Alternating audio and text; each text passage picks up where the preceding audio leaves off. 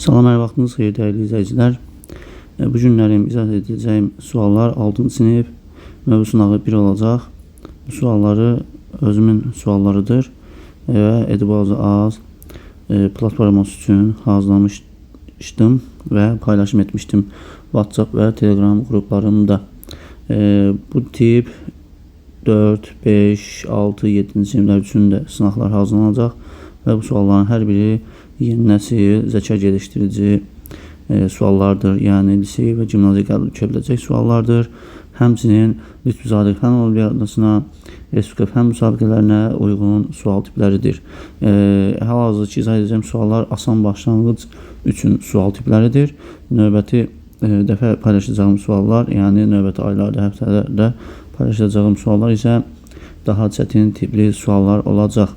Əsasən qəbula və finala yaxın, ikinci tura yaxın, yəni olimpiadaların ikinci turuna yaxın çətin tipli suallar paylaşmağa çalışırıq.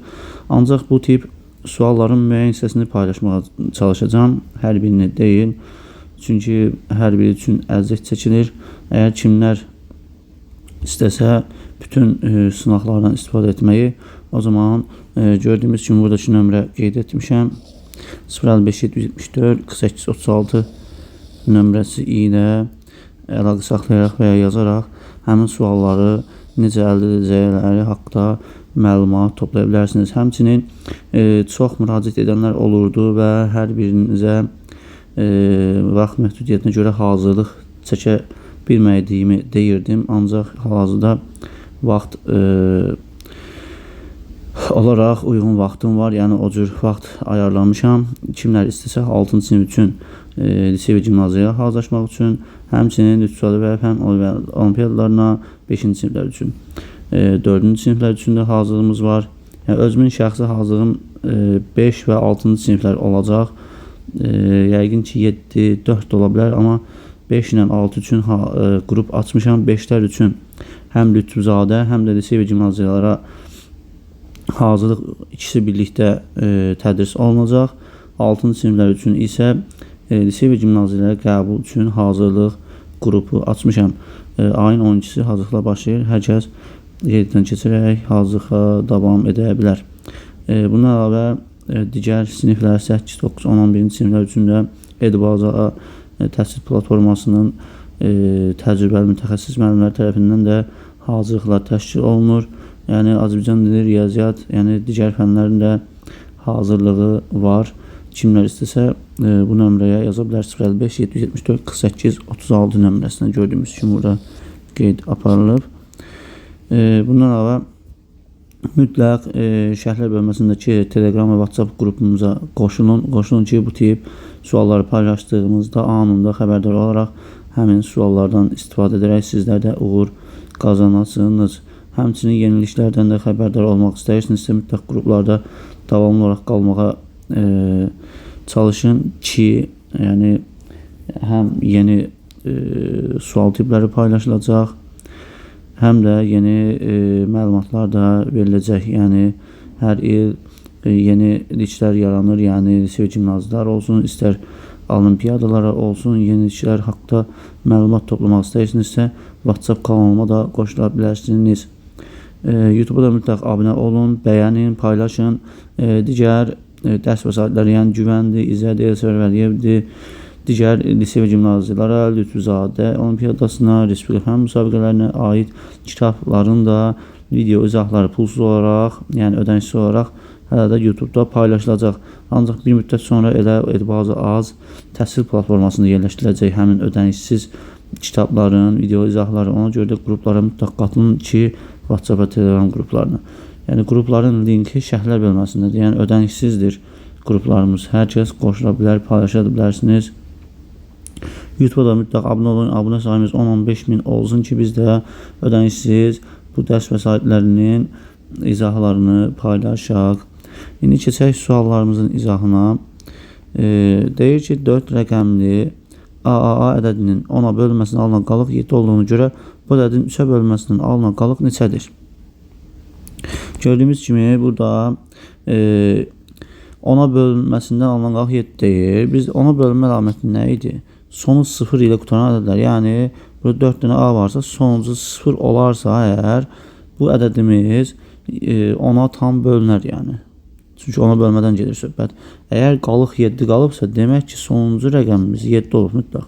Yəni istənilən sonu 7 olan ədədi 10-a böldüyümüzdə qalıq 7 qalır. Yəni buradan o nəticə çıxır ki, bizim gözləyin, bu sonuncu rəqəmimiz, yəni A 7-dir. 7 yazırıq. Və hər bir hərf A olduğu üçün buradan da nəticə çıxır ki, hər bir rəqəmimiz də eynidir. 7 yaza bilərik.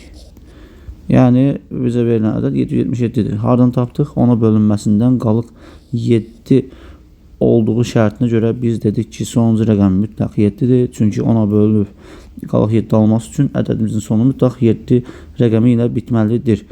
Və ondan sonra da gördük digər rəqəmlərimiz də, yəni 4 rəqəmli ədədimizin digər rəqəmləri də eləcə A olduğu üçün onlar da 7 olacaq. Buradan da 777-ni 3-ə bölərək qalığı tapa bilərik. Bunun asan yolu nədir? 3-ə bölmə əlaməti nə idi? Əgər ədədin rəqəmləri cəmini toplasaq 3-ə bölünər. Əgər ədədin rəqəmləri cəmini 3-ə böldükdə qalıq nə alınırsa, elə ədədin özünü də 3-ə böldükdə qalıq o alınır. Yəni 7 toplasaq 28 edir rəqəmlər cəmi. 28 də 3-ə bölsək qalıq necə qalır? Qalıq 2 qalır. Bizə qalıq lazım idi 3-ə bölməsən qalıq. Qalıq bizə nədir? 3-ə bölməsən alınan qalıq neçədir? Qalıq 2 alınır yox, qalıq 1 alınır. Üzr sayın. Sağ A variantı. Keçirik ikinci suala. İkinci sualda asan sualdır. Sadəcə yeni nəsil suallar belə şəkilli olur. Ancaq normal sualdır. Rəşadın muncuqlarının sayı yalnız 1-ə və özünə bölünür. Rəşadın muncuqlarının sayı neçədən ola bilər?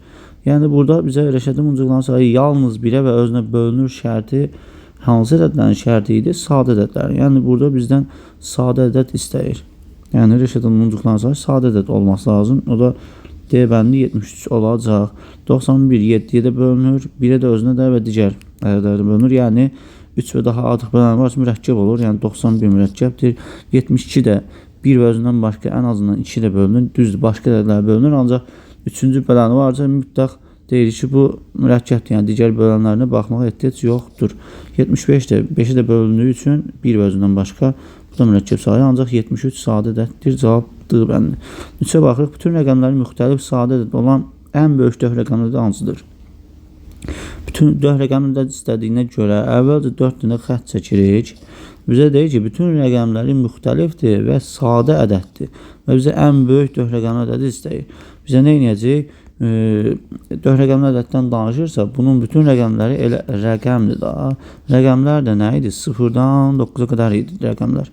0-dan 9-a qədər neçə dənə sadə rəqəmimiz var? Onu tapacaq.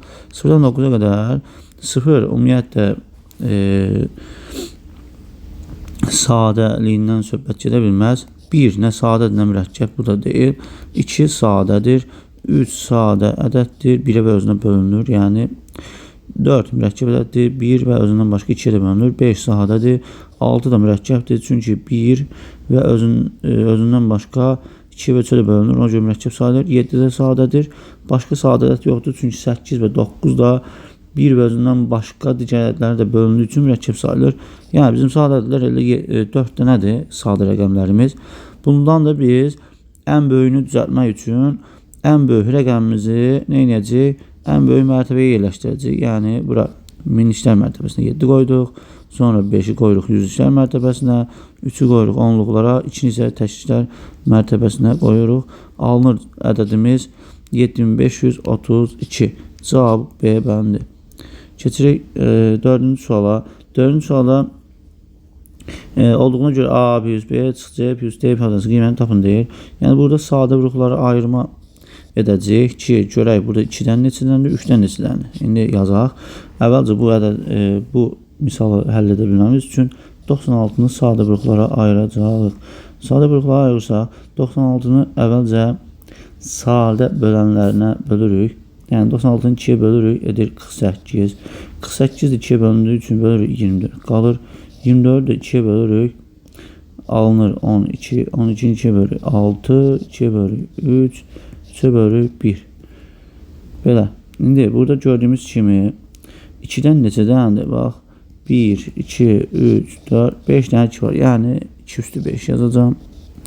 96 bərabərdir 2 üstü 5. Çünki 5 dənə 2'nin hasılıdır. 2 vur 2 vur 2 vur 2 vur 2 və bir dənə də 3 olduğu üçün yazırıq.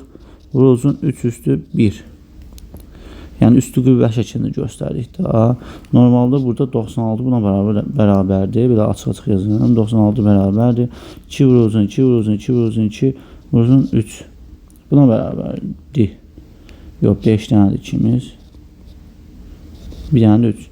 Buradan da 5 dənə 2 elə bu vurulması 5 dənə 2'nin öz-özünə vurulması da 2 üstü 5 deməkdir. Normal 2 yazaq. 3'dən də bir dənə olduğu üçün üzərinə 1 yazdıq. Yəni bir dənə 3 var burada da. Buradan da görünür ki, bura 2'dir, burada 2'dir. Üstü qüvvəti burada A'dır, bura 5'dir. A 5'ə bərabərdir. A bərabər 5. O zaman burada B bərabər olacaq 1'ə. B bərabər 1. Bunları tapdıq. İndi keçək 72'ni sadə ayırırıq. 72'ni sadə ayırırıq. 72'nin də vuruqlarını üstü qüvvət şəklində göstərəcək və CD-ni tapacağıq. 72'ni bölürük 2'yə. 36 düşür. Yenə 2'yə bölündüyü üçün bölürük 18 düşür. 2'yə bölürük 9. 3'ə bölürük 3. 3'ə bölürük 1. Burada gördüyümüz kimi 2'dən 3 dənədir. Yəni 72 bərabər 2 üstü 3 vurulsun. 3'dən də 2 dənə olduğu üçün 3 üstü 2 yazırıq. Burada gördüğümüz kimi 3 C'ye uygun gelir. Yani 2 üstü 3'tür. Burada 2 üstü C verip demek buradan o alınır ki C nedir? 2 C 3. Buradan yazıram C beraber 3. Çünkü burada C, burada 3. İkisi de 2'nin qüvvətidir. Burada ise 3'ün qüvvəti D verib D. Burada 3'ün qüvvəti nədir? 2'dir. Deməli D da nədir? 2'dir. D da bərabərdir 2. Heç nə hesablaya bilərik. Bizdən nə istəyirdi? Apaq yerinə qoyaq. A üstə gəl. A'nı 5 tapmışdıq. Gedib yerinə qayırıq. Yerləşdiririk yerinə. 5 üstə gəl. B'ni 1 tapdıq. B'nin yerinə 1 gəlirik. Çıxılsın. C'ni 3 tapdıq. Burada gördüyümüz kimi yerinə 3 qoyuruq. Üstə gəl. D'ni isə 2 tapdıq. Yerinə 2 qoyuruq. 5'in üzərinə 1 gəlir edir 6. 6'dan da 3'ü çıxırıq edir 3. Üzərinə 2 gəlir edir 5. Cavabımız D variantı. 5-ci sual baxırıq. Üçbucaq üstə gəl 3 ədədi 5'ə tam bölündüyünə görə aşağıdakı ifadələrdən hansı mütləq 5'ə tam bölünə bilər? Burada biz istədiyimiz ədədi qoya bilərik. Yəni hansı ədədin üzərinə 3 gəlsək 5 eləyər. Yəni sonu 2 rəqəmi ilə bitən ədədin. Yəni və ya sonu 7 ilə bitən ədəd. Məsəl üçün 17 yazdım. 17'nin üzərinə 3 gəlsə bu 3'ü 20'dir. 20 də 5'ə bölünür də. Yəni bu ifadə bütöv 5'ə tam bölünürsə biz də burada 3 bucağa elə ədəd verməliyik ki topladığımızda 3 ilə 5'ə bölünən bir ədəd hansı? Yəni istədiyimiz ədəd yaza bilərik. Çünki bizə bu 3 bucağın hansı ədəd alacağı haqqında heç bir şərt verilmir. Yəni eləcə verib biz istədiyimiz ədəd yaza bilərik. Yəni buraya yazacağımız ədədin sonu ya 7 olacaq ya da 2. Məsələn bura 57 yazdım. 57'nin 3 toplasam 60 eğir 5'ə bölünür. Veya burada 22 yazdım. 22'nin üzerine 3 yazsa 25 eğir 5'ə bölünür. İstəsə 82 yazdım. 82'nin üzerine 3 yazsam belə 85 eğir 5'ə bölünür. Veya burada 97 yazdım. Üzerine 3 yazsam 100 eğir 100 də 5'ə bölünür. Yəni sonu 2 və 7'dir. Biz də gördük ki bu üçbucaq sonu 2 və 7 olan ədəddir. Yəni istədiyimiz bir dənə rəqəm qoyuram. Üçbucağa atıram 2. Məsəl üçün nə qoyaq?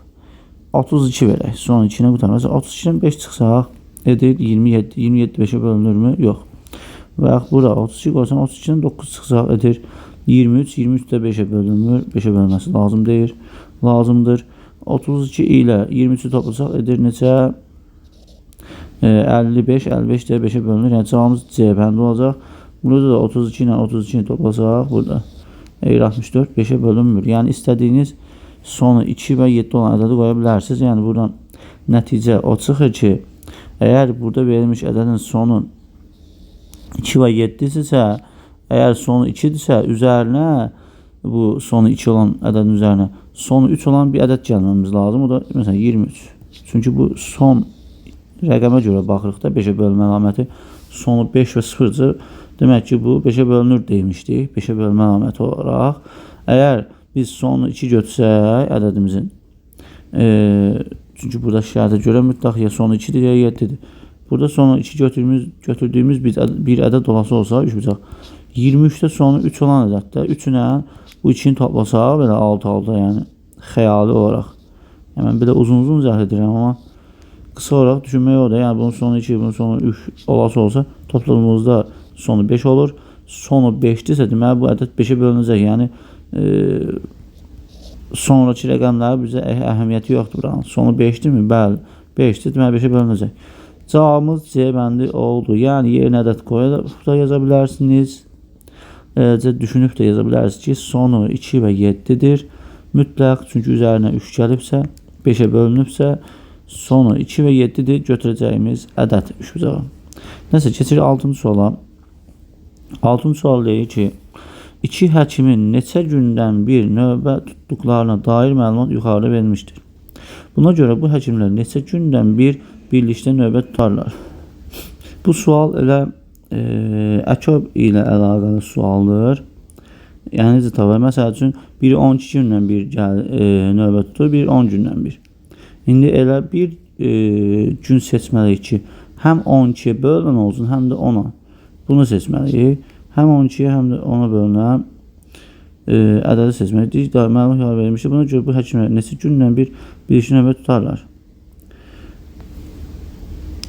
Burada da 60 olacaq. Yəni həm 12 həm də 10-a bölünən ədəd 60-dır. Yəni 60 gündən sonra belə deyim də elə bil buradakı həkim 12 gündən bir etdiyi ki 12 gündən bir növbə tutduğuna görə əgər 5 dəfə 12 gündən bir növbə tutsa 5-ci dəfəsində 60-cı gün olur. Bunu da 6 dəfə 10 gün etdikdən sonra 60-cı gün yenə də növbədə olmuş olur. Yəni hər ikisi də 60-cı gün eyni anda növbədə olacaq. Bundan sonra 120-ci gün, 180-ci gün, yəni 60 gündən bir. Yəni bu tip sualları əkob axtarırıq. 12 ilə 10-un əkobu elə 60 edir. Yəni 60 gündən bir eyni vaxtda növbə tutacaqlar. Cavabımız 60 idi, C bəndi. 12 ilə 10-a bölünən ən kiçik ədədi seçirik. Burada və ya 120 də seçə bilərdim. Ancaq burada 120 seçməmiz doğru olmayacaqdı. Yəni 120-ci gün növbədə olurlar, amma 120 gündən bir deməyimiz səhv o. Yəni 60 gündən bir görüşürlər. Eyni anda növbədə olurlar. Nəsə 7-ci suala baxırıq. 7-ci sualda deyir ki, kvadratdır, üçbucaqlı ulduzdur. Hər biri sadə ədəddir. Gördüyümüz kimi. Bizə də burada bu ədəddən hasilini verib. Burada gördüyümüz kimi vurma var. Hasil 70 edib. Deyir, bu işarələrin cəmi neçədir? Bax, burada hər biri sadədir şərti və bu ikinci şərtə görə biz bu işarələrdən birini tapa bilərik. Necə tapa bilərik? Əgər bu 3 ədədin hasili cüt ədəd olubsa, demək ki, bu ədədləri cüt ədədə vurublar ki, cüt alınıb da. Yəni, istənilən ədədi istər tək, istər cüt ədədi. Cüt ədədə vursaq, hasil cüt ola bilər. Yəni, tək ədədlərin hasili heç vaxt cüt vermir. Tək ədədlərin cəmi cüt ola bilər. Amma hasili heç vaxt cüt olmur. Demək ki, buradakı işarələrdən biri mütləq cüt ədəddir. O da bizdə də birinci şərtdə deyib ki, hər biri sadədir. Bizdə də yeganə bir sadə ədəd var ki, o da cütdür. Hansı ədəddir? 2-dir. Demək ki, bu işarələrdən biri 2-dir. Yazıram 2. Tutaq ki, kvadratdır 2. Yəni, hansı istəyir olsun, önəmli deyil. Vuruqlardan biri 2-dir. O zaman biz 70-i bu 2-yə bölsək, alınacaq ki, bu 2 işarənin hasili 35-dir. 35 də hansı ədədlərin hasildir? Yəni, hansı sadə ədədlərin hasildir? 7 və 5-in. Yəni, bu 2 olsa, 35 də 7 ilə 5-in hasilidir. Hər bir ədədimizi tapdıq. Yəni, başqa mümkün deyil. Yəni, 2, 3 bucaqlı ulduz, hər hansısa başqa bir sadə ədəddən hasil olsun. Elə mümkün deyil. 35 çünki elə 2 dənə sadə ədədin, yəni 7 ilə 5-in hasilindən əmələ gəlib. Deməli, 1 2-dir, 2 üstə gəl, 1 7-dir, 1 də 5 tapdıq. Cəm deyir, neçə? 14, cavabımız A variantı. Belə maraqlı sual idi. Keçir 8-ci suala. 3 rəqəmli, yəni bu ədədinin 3-ə bölməsində alınan qalıq 2 olduğuna görə 2-dir qalıq. Aşağıdakı 4 rəqəmlər ədədlərinin hansı 3-ə tam bölünə bilər? İndi biz 3-ə bölünmə əlamətindən istifadə edəcəyik bu sualı tapmaq üçün. Biz bilirik ki, 3-ə bölünmə əlaməti nədir? Əgər ədədin bütün rəqəmlərin cəmi 3-ə bölünərsə, həmin ədəd 3-ə bölünər. Bizdə də bu 3 dənə işarənin cəmini 3-ə bölübdür, qalıq 2 qalır. Yəni, mən bu ədədi 3-ə böləndə qalıq 2 qalırsa, bu ədədin rəqəmlərini də toplayıb 3-ə bölsəm, qalıq 2 alınır. Demək ki, bizdə də variantlarda, hər bir variantda elə bu işarələrin həmsi var. Yəni, bu işarələrin hər birinin cəmi 3-ə böləndə qalıq 2 qalır. Əgər qalıq 2 qalırsa, biz o 2-nin üzərinə elə bir rəqəm gəlməliyik ki, 3-ə bölünən olması lazımdır. Və yaxud da burada belə götürdüyünüz ədədi elə bir ədəd seçin ki, yəni 3-ə bölünüb qalıq 2 alınan bir 3 rəqəmli ədəd olsun. Yəni bunu seçə bilərsiniz ədəddir, amma bunu seçməyə ehtiyac yox. Çünki bu ədədin 3-ə bölünməsində qalıq 2-dirsə, demək bu ədədin rəqəmlərin cəmini də 3-ə bölündə qalıq 2 alınır. Əgər rəqəmlərin cəmini 3-ə bölündə qalıq 2 alınırsa, biz elə bir rəqəm seçməyik ki, bax burada 4 rəqəmlərdə, yəni bu 3-ü birlikdə qalıq 2 alınırsa, biz 4-cü rəqəmi elə rəqəm seçməyik ki, həmin o qalıqla 2 ilə topladığımızda 3-ə bölünən bir ədəd əmələ gəlsin. Bu da elə A variantı olacaq. Çünki buradakı ədədin rəqəmlərin cəmi 3-ə böldüyümüzdə qalıq 2 qalırsa, həmin 2 qalığı ilə bu 4 topladığımızda 6 alınır və 6 da 3-ə bölünür. Bu o demək ki, yəni cavabımız elə A variantı olacaq. Məsələn, digərlərinə baxsaq, 5 ilə qalıq alınan 2-ni toplasaq 7 deyir, 7 3-ə bölünmür. Məsələn, burada da 2 alınıbdır. Çünki eyni işarələr cəmi 3-ə bölsək, eyni qalıq qalacaq. 2 ilə 8 toplasaq 10 edir. 10 3-ə bölünmədiyi üçün deməli, bu da belə 3-ə bölünmür, bu da bölünmürdür. Sonra burada rəqəmlər cəmindən qalıq 2 qalırsa, deməli 2 ilə 6 toplasaq 8 edir. 8-i də 3-ə bölünəndə qalıq qalır, yəni tam bölünmür. Bu da doğru deyil. Cavab A bəndidir. Məsələn, istəsəz ədəd götürə bilərik. Məsələn, 101. İstəyirsiniz 104 götürün, nə bilim, istəyirsiniz 134 götürün. Fərq etmir, yəni 104, 134 nədir? 126 götürün, məsəl üçün. Yəni, istədiyiniz ədəd seçə bilərsiniz. Həmin ədəd, məsələn, 101 tutaq ki, bunun 3-ə bölməsində olan qalıq neçə 2 alınır. Siz 101-i bir getib qoysaq, bax, ədədimiz olacaq 4101 və rəqəmləri 4, 1, 0 və 1.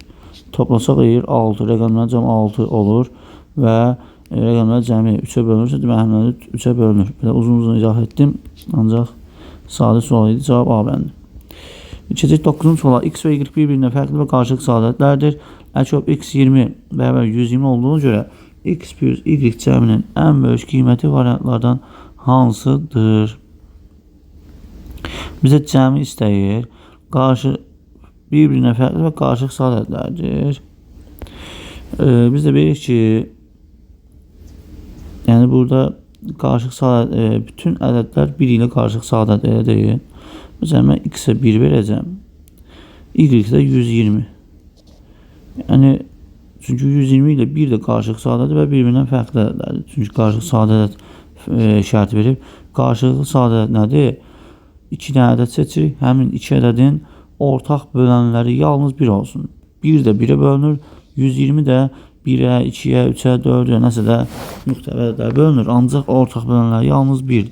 Ortaq bölənlər yalnız 1 olduğu üçün bunlar qarşılıq sadət adlanır və bunların da cəmi ən çox olacaq 121 olacaq. Başqa yəni elə bir ədədlər yoxdur ki, onlar cəmi böyük olsun. Əkobu 120 olan ədədlər. Məsələn, 30 ilə 40 da əkobu 120-dir. Ancaq 30-dan 40 toplasam 70 edir, yəni daha kiçikdir. Ən böyük olması üçün birini 1 götürürəm, birini 120. Çünki cəmi seçdiyimizdə cəmi axtararkən biz bilirik ki, bu qarşılıq sadədirsə bu ədədlər hasillər 120 bərabərdir. Biz də bilirik ki, belə bir xüsusi qayda var ki, əgər 2 ədədin hasili verilibsə, həmin ədədlərin cəmi nə vaxt boyu ola bilər? Həmin ədədlər bir-birindən ən uzaq olduqda, məsələn 120 30 ilə 40-ın əkobudur, ancaq 1 ilə 120-nin də əkobu belə deyim 120-də. Çünki biz bilirik ki, əgər verilmiş ədədlərdən biri digərinin böləni və ya bir digərinin böləndirsə, bölən kiçik dahi əbob idi, bölünən əkob isə böyük dahi 120 olur. Yəni burada maksimum 120 götürə bilirik. 120 ilə 1-in cəmi 120 cavab B bəndi. Keçirik 10-cu suala. X tək bir natural ədəd olarsa 7x + 3 ədədindən böyük olan ilk iki ardıcıl tək natural ədədin cəmi variantların hansıdır? X tək ədəddir. Yerinə ədəd də qoya bilərsiniz. Yəni istədiyiniz tək ədədir. Çünki bizə tək deyir da. Ancaq ifadə olaraq belə düşünə bilərik. Əgər x təkdirsə, məsələn 7x ifadəsi nə olar? Mən 7-ni x tək ədədinə vurduğumda təkə vurmuş oluram. Yəni hər ikisi təkdir. Biz də bir iki təkə vuranda nə çəyir? Tək ədəd alınır. Yəni 7x tək ədəddir. O zaman bu 3 də təkdir. O zaman 2 dənə təkin cəmi nə olmuş olur? Cüt olmuş olur. 2 tək ədədin cəmi həmişə cüt ədəddir. Buradan da nəticə çıxır ki, x tək olduğu üçün 7x + 3 cüt tapdıq, yəni cüt ifadədir. Bu cüt ifadəni təkə necə çevirə bilərik? Üzərinə 1 gəlsək. İstənilən cüt ədədin üzərinə 1 gəldiyimizdə tək ədəd alınır. Və bizə burada deyir ki, 7x + 3 ədədindən böyük olan ilk iki ardıcıl tək natural ədəd. O zaman 7x + 3-dən sonra gələn ilk tək ədəd hansıdır? 7x + 3-ün üzərinə 1 gəldiyimizdə alınır. Üzərinə 1 gəlsək alınacaq 7x + 4. Deməli ilk tək ədədimiz oldu 7x + 4. İkincisini axtarmalıyıq. Çünki ilk iki ardıcıl tək natural ədəd istəyir. Ardıcıl tək ədədlər 2 artır. Atıram, tutaq ki, bu tək ədəd 71-dirsə, növbətçisi də 73 olacaq. Yəni 2 artır. 2 artdığı üçün o zaman birinci 7x + 4-dürsə, ikincisi olacaq 7x + 4-ün üzərinə 2 gəlsək, belə ikincisi olacaq 7x + yəni üstə gəl 6.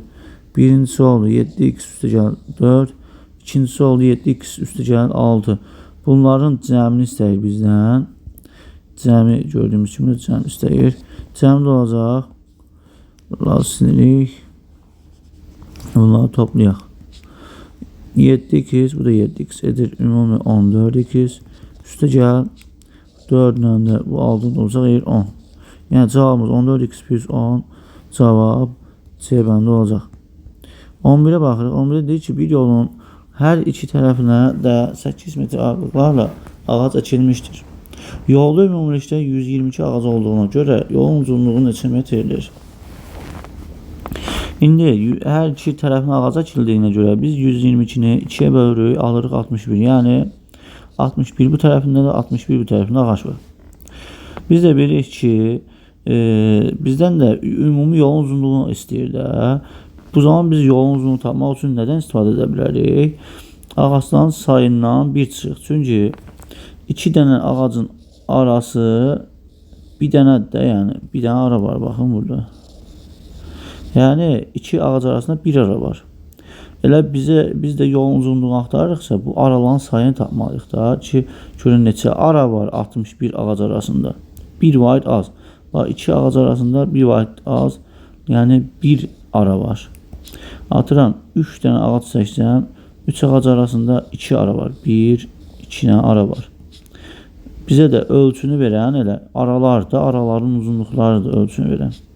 Demək ki 61 dənə ağac varsa, 61 dənə ağacdan 1 vaid az qədər ağac arası var. Deməli 60 dənə ara var ağaclar arasında. 60 ara.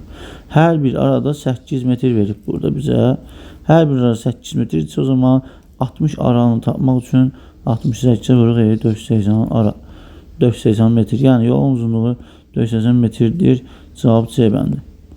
12-ci suala baxırıq. A ilə B 5-ə bölünən ardıcıl cüt natural ədədlərdir. A ilə B 5-ə bölünən ardıcıl cüt ədədlər. Yəni burada bizə nə demək istəyir? 5'e bölünen ardıcıl cüt. Yəni 5'e bölünən cüt ədədlər, yəni 10'a bölünən ədədlərdir, son 0 olan ədədlərdir. Yəni başqa mümkün deyil. Çünki 5'e bölünən ədədlər ya sonu 5 ilə qutarır, ya da 0 ilə. Əgər ardıcıl cüt deyirsə, demək ki, bu ədədlər 10'a bölünən ədədlərdir. Yəni 5'e bölünən ardıcıl cüt demək, dolayısıyla yolla deyir, 10'a bölünən ardıcıl ədədlərdir, deyir. İndi A 10'a bölünən ədəddirsə, biz A bərabərdir 10K yaza bilərik. Çünki 10K elə 10'dan bölünən ədəddir. Yəni K nə olur olsun, onu 10 ədədini K'ya vurduğumuzda ona bölünən bir ədəd alınır da. Məsələn 10 vur 3, 30, 10 vur 7, 70. Yəni A 10K olsun. Digəri də ardıcıl dediyinə görə ardıcıl 10'a bölünən ədədlər də 10 artır da. Məsələn 10, 20, 30, 40. Demək ikincisi də olacaq nə? 10K plus 10. Yəni 10K birinci ədədimizsə 10K'nın üzərinə 10 gəlsək, ikinci ədədimiz ardıcıl olaraq ikinci ədədimiz tapmış olaraq. Demək ki, bizə deyir ki, ardıcıl bu iki dənə ədədimizin əbobu, yox, əkobundan əbobunu çıxsaq deyir 550'dir. Əvvəlcə biz bunları sadə-vurıqlara ayıraq. Biz bilirik ki, əbob və əkob tapmaq üçün sadə-vurıqlara ayırırıq. İndi 10K'nı sadə-vurıqlara ayıracağım. Çünki o əbobumuz nədir, əkobumuz nədir? 10K'nı sadə-vurıqlara ayırsak, əvvəlcə 2'ye bölürəm 5K düşür, 5'e bölürəm K düşür, K'ya bölürəm 1. Sonra növbətdə bunu qırağa sürüşdürək biraz. Yaza bilək.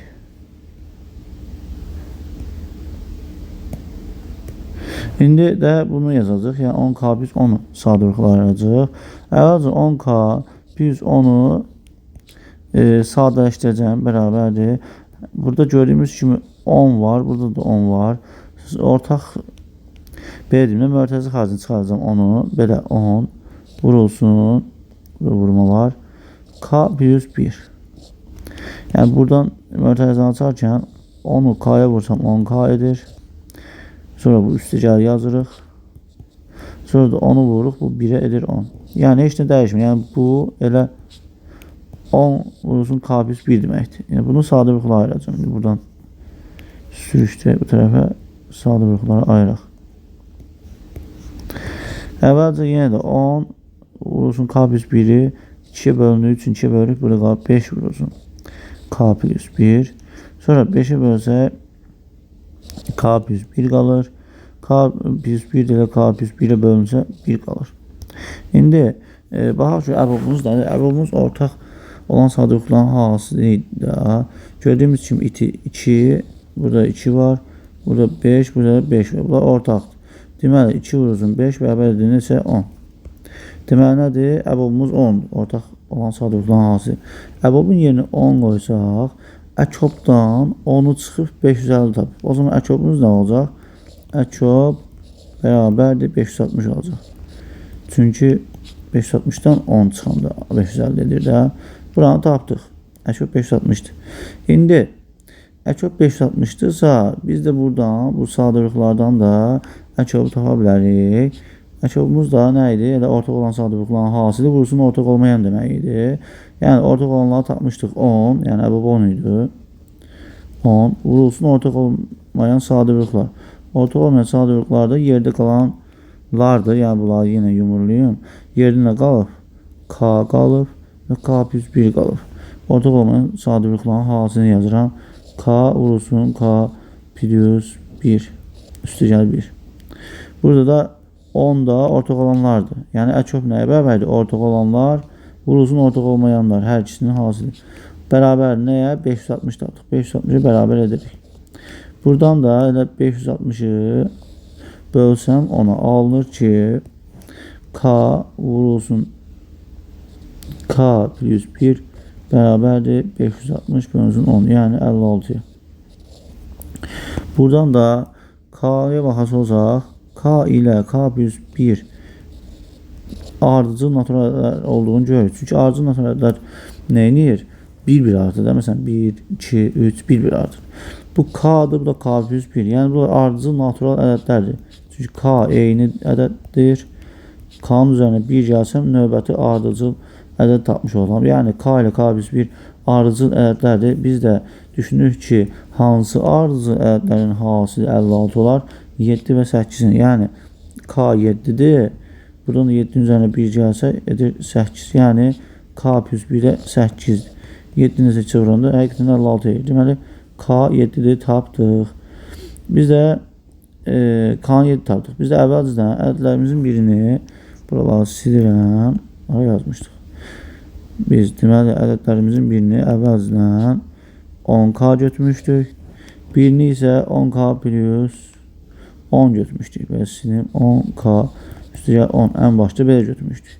Çünki ardıcıl 5-ə bölünən cüt ədədlər daha, yəni 10-a bölünən ədədlərdir. Bunu anlamışdıq. K-nı nə tapdıq biz? K ədədini 7. Çünki burada 7-ni 8'e vurduğumuzda 56 alınır da. Deməli K7 getib yeni qoyuruq. O zaman 10K nə olacaq? 10 vurulsun 7 bərabər 70. K plus 1, 10K plus 10 da olacaq. Onun yenə K'nın yerinə 7 qoysaq, 10 vurulsun 7 üzərinə 10 gəlsə edəcək 80. Deməli ədədlərdən biri 80-dir, biri 70-dir. Bizdən də bu ədədlərin cəmini istəyir. Yəni A tutaq ki 80-dır, B də 70-dir. Bunların cəmini istəyir A plus B-ni. Cəm edəcək 150. Cavabımız D bəndi. Keçirik 13-cü suala. A tək ədəd olarsa əbab 3A plus 25, 3A plus 27 bərabər M. Əbab 4A plus 3, bu da 4A plus 5 bərabər N. Olarsa M plus N cəmini tapın. Biz xüsusi qayda öyrənmişdik əbab və əkobda. Əkəb dilində bu əkəb yoxdur, hər ikisi əbabdır. Əgər A tək ədəddirsə, istədiyimiz tək ədədi qoya biləriz bura və ya belə düşünə biləriz ki, əgər A təkdirsə, o zaman A-nı 3-ə vursam, çünki A təkdir, tək, bu da tək. Tək bu tək nə olur? Tək. Yəni 3A tək ifadədir. 3A tək ifadəsinin üzərinə 25 tək ədədini gəldiyimizdə bizə cüt ədəd verəcək. Yəni bu ədəd cütdür. Bu da 3A plus 27-də cüt alacaq. Çünki burada 3A tək ədəddir, 27 təkdir. Toplamımızda cüt edir. Və baxası olsaq görək ki, bunlar ardıcıl cüt ədədlərdir. Çünki bu 3A plus 25-dir. Bu da 3A plus 27-dir. Yəni aralarında 2 var fərq var. Bizdə bilir ki, cüt ədədlər nə var? 2 artır da ardıcıl cüt ədədlər. Bu demək ki, bunlar hər ikisi ardıcıl cüt ədəddir. Ardıcıl cüt ədədlərin əbabı həmişə 2-dir. Məsəl üçün 4, 6, 2-dir bunların əbabı. Çünki hər ikisinin ortaq böləni ən böyük 2 ola bilər. Demək ki, M bərabər 2-dir. Ədəd də qoya bilərsiniz. Məsələn, 3A-ya 1 verdim. 3 vursun 1 neçə? 3. Üzər 25 gəlsin, 28. Yəni, istədiyiniz ədədi qoya bilərsiniz, fərq etmir. Sonra 3A, yəni 3-ü 1-ə vursaq, A-ya 1 versin. 3-ə üzərinə 27 gəlsin, 30. Gördünüz mü? Yəni, ardıcıl cüt olmuş oldu. Bunların əbabını axtarsaq, sadəliklə ayıracaqsınız və ya baxası olsaq, bu 30 ilə 28-in ən böyük ortaq böləni elə 2 olacaq. 2-dən başqa yoxdur. Yəni, əbab 2-dir. Tapdıq. Keçirik növbətisinə buna. Burada da deyək ki, yenə tək ədəd qoyası olsaq A-ya, bu tək qoydum, 4 nədir? Cütdür. Cütdə tək vuran cüt edir. Demək ki, 4 A cüt ədəddir. Sonra üzərinə 3 gəlir. Yəni 3 də təkdir. Cütlə tək topladığımızda tək ədədlər alınır. Demək ki, burada verilmiş 4A plus 3 tək ədəddir. Burada gördüyümüz 4A plus 5 tək ədəddir və ardıcıl tək ədədlərdir. Çünki burada plus 3 yazır, burada plus 5. Yəni 2 artıq. Demək ki, bunlar 4A plus 3 ilə 4A plus 5 ardıcıl tək ədədlərdir. Biz də bilik ki, ardıcıl tək ədədlər qarşılıqlı sadə ədədlərdir. Yəni ortaq bölənlər yalnız 1-dir. Qarşılıqlı sadə ədədlərin ortaq bölənlər yalnız 1 olduğu üçün əbabları da 1-dir. Yəni N bərabər 1-dir. Bizdən də N plus M-ni istəyir. 2 üstə gəlib 1 edir 3. Cavabımız 3-dür. Burada da yenə də A-nın yerinə rəqəm qoya bilərdiniz. Məsələn 1 versəz 4 bölü 1 edir. 4 üzərinə 3 gəlsəz 7. Burada A-ya 1 versək 4 bölü 1 edir. 4 üzərinə 5 gəlsək 9. 9 ilə 7-nin nə edirik? Əbabını axtarıq. 9-dan 7-ni ortaq bölənləri yalnız 1. Ona görə əbab 1 olur. Belə də tapa bilərdiniz. Yəni rəqəm qoyaraq. Keçirik növbəti sual. Hansına baxdıq biz? 10-ca baxdıq. Hə, 14-ə baxırıq. Deyir ki, 2 rəqəmli bir natural ədədin rəqəmləri yerini dəyişdikcə ədəd 27 vahid artır. Bu ədədin rəqəmləri arasındakı fərqin natural qiyməti neçə olar? Bir ədədimiz əvvəz A, B olub. Yerlərini dəyişəndə BA olubdur. 2 rəqəmli ədəddən danışır. Deyir, yerlərini dəyişdikcə ədəd 27 vahid artır. 27 vahid artır. Yəni, sonraki ədəddən, bununla bu sonrakidir. Əvvəlcini, belə bunlar yerlərini dəyişir. Burada BA yerlərini dəyişdim. Yəni, deyir ki, ədəd 27 vahid artır. Yəni, BA AB-dən 27 vahid böyükdür. Bu o anlama gəlir. Yəni, atıram bu, ta ki, 13-də, indi yerlərini dəyişməyəcəm daha. İndi biz bilmirik hansı ədəddir. Yəni, BA AB-dən 27 vahid böyükdür ki, deyir ki, 27 vahid artdı. Demək ki, mən BA-dan, yəni bu böyük olandan AB-ni, yəni kiçiyi çıxsam, nə olar? 27 alınar. Buradan da düşünürəm ki, A nədir ki, B-nin çıxdığımızda 7 alınır. Məsələn, 2 çıx 5 ola bilər. 2, burada 5. Çünki mən B-dən birini götürsəm, B5 versək, taş B5'dir. Buradan yazaq. B-dən birini götürdüm. Elədi 12. Çünki A-nı 2 verirəm. Buradan yazaq da 52. Çıxılsın 27 yazaq. Yəni buna 2, buna 5 vermişəmsə B-yə 2 verim. 27 nədir? 25. Yəni ikidən 5-dən 2 yer dəyişdi, gördünüzmü? Nəsə, 52-dən 25 çıxını çevirir. 13-dən 5 çıxını 7. 4 qalmış, 4-dən 2 çıxını 2. 27. Yəni gördüyümüz üçün biri 5'dir, biri 2'dir. Burada bizdən rəqəmlər arasındakı fərqin nasıl qiyməti tapın deyir. Yəni ya 2 çıx 5 yazacağım rəqəmlər arasındakı fərqdir, ya da 5 çıx 2. Buradan mənfi 3 alınır. Mənfi alınamayanlar irəlidə öyrənəcək 6-cı siniflərdə. Burada isə normal 3 alınır. Yəni bu natural qiymətdir. Cavab 3 olacaq. A variantı. Keçirik sonuncu 15-ci suala. Biz 15-ci suala burada müəllim danışır gördüyümüz kimi. Müəllim deyir ki, əziz şagirdlər, əlinin əkdiyi ağac hər il 30 cm uzanır. Hər 30 cm uzanır. Burada ağacın ilkin hündürlüyünü verib 70 cm. Sonra burada əli sual verir ki, müəllim, mənim ağacım neçə ildən sonra 4 metr boyunda olacaq? Yəni, əvvəlcə boyu 70'dir. Hər il 30 cm böyüyür. Hər 30 cm böyüyüb 4 metr olması üçün neçə il keçməli? Bunu istəyir uşaq. İndi aşağı şərh verir ki, müəllimin verdiyi məlumata görə əkildikdə boyu, yəni burada gördüyümüz kimi 70 yazılır. 70 cm olan əlinin ağacı neçə ildən sonra 4 metr olar? 4 metr neçə santimetr deməkdir? 400 cm deməkdir. Bizə 400-dən çıxırıq 70 üçün ilkin boy ağacın hündürlüyünü alınır 370. Yəni biz 370'i də nə edəcəyik? 30'a böləcəyik. Çünki hər il 30 cm böyüyür da. Biz də 30'a böləcəyik. Neçə dəfə 30 cm böyüyürsə o bizim neçə il keçdiyini göstərəcək. İndi yazırıq 370 bölünsün 30. 370 30 bölsək bərabər də alınır neçə? 12. Qalığımızda 10 qalacaq.